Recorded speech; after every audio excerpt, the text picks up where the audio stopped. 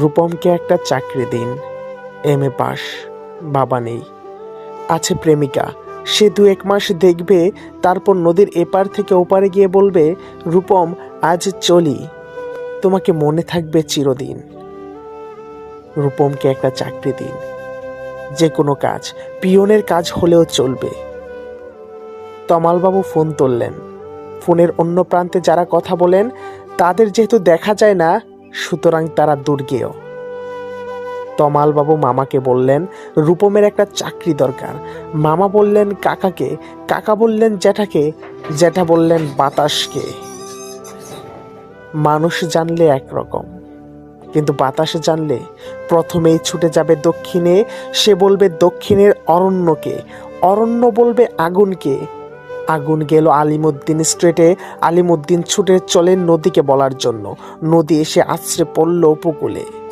আর সমুদ্র হিমাচল বলে উঠল, রূপমের একটা চাকরি দরকার, রূপমকে একটা চাকরি দাও।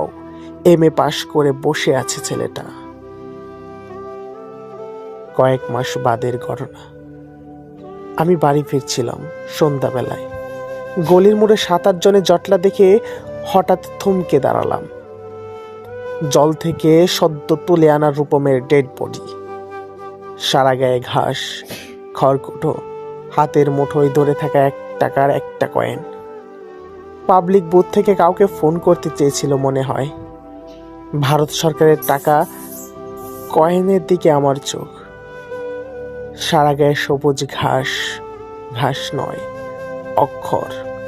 এমএ পাস করতে একটা ছেলেকে যত অক্ষর পড়তে হয়, সেই পর্যন্ত ব্যর্থ অক্ষর ওর গায়ে লেগে আছে।